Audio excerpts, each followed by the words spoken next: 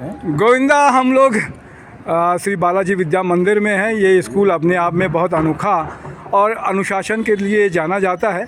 हमारे लिए बड़ा हर्ष का विषय है कि आज संकल्प एनुअल फंक्शन का आयोजन किया गया है यहाँ पर। हमारे साथ में छत्तीसगढ़ की राजनीति में और कहें कि बड़ा एक नाम है श्री सत्यनारायण शर्मा जी, पूर्व विधायक, हमारे साथ में। क्या कुछ कहेंगे भैया ये स्कूल के बारे में भी और आज के फंक्शन के बारे में भी?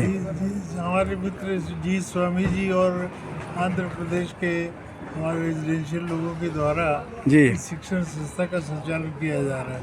और इसकी खास बात यह कि एजुकेशन के अलावा जी अन्य विधियों में काफ़ी दक्ष है जी डिसिप्लिन के मामले में, खेल कूद के मामले में, सांस्कृतिक आयोजन के मामले में। इस स्कूल का कोई कंपटीशन कहीं है ही नहीं।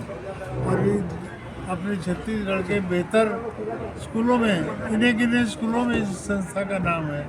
और उसका कारण ये है कि सभी लोग सहयोग देकर के इसका संचालन करते हैं। पार्टिसिपेशन बहुत अच्छा यहाँ है।